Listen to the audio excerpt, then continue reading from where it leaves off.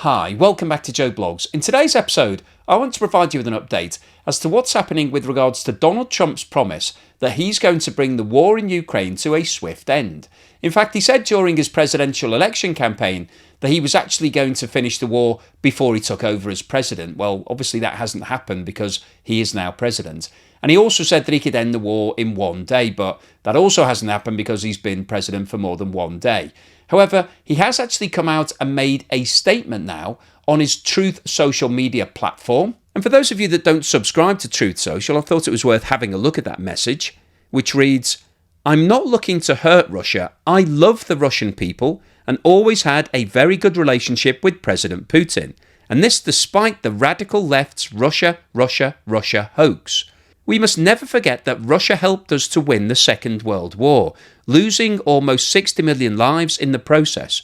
All of that being said, I'm going to do Russia, whose economy is failing, and President Putin a very big favour.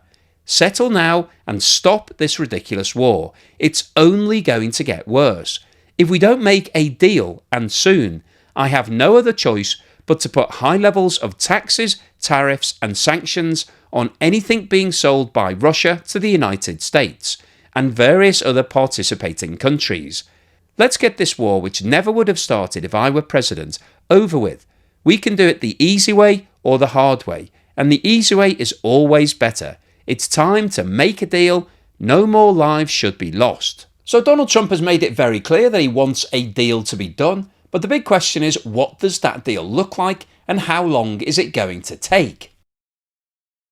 Well, in terms of answering the question of timing, Donald Trump's Russia-Ukraine envoy, retired Lieutenant General Keith Kellogg, said in an interview with Fox News last week that he would like to have a solution to the war within 100 days. However, in response to that, John Herbst, a former US ambassador to Ukraine, who's now at the Atlantic Council think tank in Washington, said that he believed that that deadline was way too optimistic. Now, in terms of the deal itself, the two main issues are the territory that Russia is currently occupying, which equates to around 20% of the whole of Ukraine, and Ukraine's continued request to join NATO.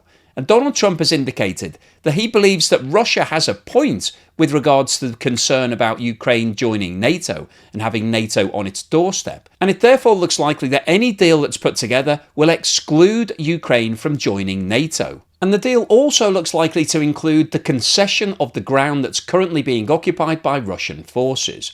And the plan is apparently that a demilitarized zone will be set up between that area and the rest of Ukraine, similar to what we have in between North and South Korea, the demilitarized zone that nobody can go into. And it's proposed that that demilitarized zone in Ukraine will be heavily guarded. So there will be a UN peacekeeping force that's sent in there. And President Zelensky has apparently requested that there are some US troops that are sent as part of that peacekeeping force to make sure that Russia doesn't look to advance any further.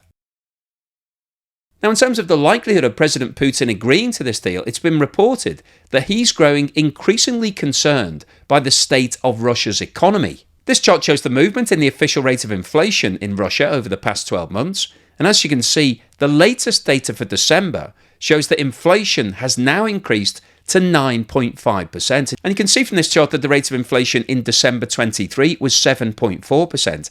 And over the last 12 months, there's been a continued increase in inflation. There was a slight dip in September and October. However, that proved to be short-lived. And inflation is now heading into double figures in Russia. And as a direct result of the rise in inflation, interest rates have risen dramatically over the last 18 months and are currently sitting at 21%. And the problem that you have when interest rates are at 21% is that it means companies are reluctant to borrow. Nobody wants to take on debt if you're having to pay back an interest rate of more than 20%. And so companies in Russia are currently reducing the amount of investment that they're making into their businesses. And also we've got this situation that's ongoing with regards to the war economy, because the Kremlin is sponsoring lots of businesses within Russia to produce things for the war in Ukraine. Those businesses have got guaranteed revenue, and so they're maximizing their output. They've been hiring as many people as they can. those hires have pushed up wages in the Russian economy, which is causing further problems for all of the companies that are not employed directly by the Kremlin. And so you've got this double whammy that wages are rising at a time when interest rates are also at 21%. So companies are really struggling to be able to balance their books at the moment. They've got rising costs, both internally and from a debt perspective. And so most companies in Russia don't want to take on more debt. That's holding back investment and therefore holding back growth. And the longer that this situation goes on, the worse it will be for the Russian economy. And it was recently reported that some of Russia's most powerful businessmen, including Rosneft CEO Igor Sechin, Rostec CEO Sergei Chemezov, aluminium tycoon Oleg Deripaska, and Alexei Mordashov, the largest shareholder in steelmaker Severstal, have publicly criticised the high interest rates. And Elvira Nabiulina, the head of the Russian central bank, has faced pressure not to raise rates further from two of Russia's most powerful bankers, her former boss, Sberbank CEO German Gref and VTB CEO Andrei Kostin, who fear that Russia is heading towards stagflation. And on December the 19th, the day before the last meeting of the Bank of Russia to discuss interest rates, President Putin called for a balanced rate decision, and the following day, the bank announced that it was holding its rate at 21%, despite market expectations that it would hike by 200 basis points. So what's the summary and conclusion today? Well, I wanted to post an update with regards to what Donald Trump is doing about his promise to bring a swift conclusion to the war in Ukraine. And as we've seen in today's video, he's posted on his social media platform telling Russia that they need to agree to a deal rapidly or they're going to face more sanctions. But I don't really see that being a real threat from President Putin's point of view, because the sanctions that have been applied against Russia are already very close to being at the max. Donald Trump said that he would apply additional tariffs and costs against all Russian imports into the USA. However, those imports are now down to a bare minimum. The USA is only buying things from Russia that it can't get from anywhere else in the world. So I don't think from an economic point of view, that's going to be the straw that breaks the camel's back from President Putin's perspective. However, as we've also discussed in today's video, the deal that's being put together looks like it's going to be something that potentially could be acceptable from Russia's perspective. The deal is reportedly that they're going to be able to keep all of the land that they're currently occupying, and that a demilitarized zone will be put in place between that land and the rest of Ukraine. And that demilitarized zone would then be occupied and protected by a UN peacekeeping force. So basically, Russia wouldn't be able to advance any further, because I think that's really the main concern. Obviously, there's concern that Russia has taken some of Ukraine, but we are where we are with regards to that situation. However, I think the issue that most of the rest of the world is concerned about is that if Russia is given that land, that at some point in the future they'll decide that they want to take more of Ukraine. However, if a peacekeeping force is put into place, then that potentially puts that concern to rest. And the other idea that's being floated at the moment is that Ukraine will not be allowed to join NATO, because Russia is concerned that NATO could then put lots of weapons and missiles all along the border with Russia. That's one of the things that they don't want. However, it seems from what Donald Trump's advisors are saying that that isn't going to happen. They're happy for Ukraine not to join NATO.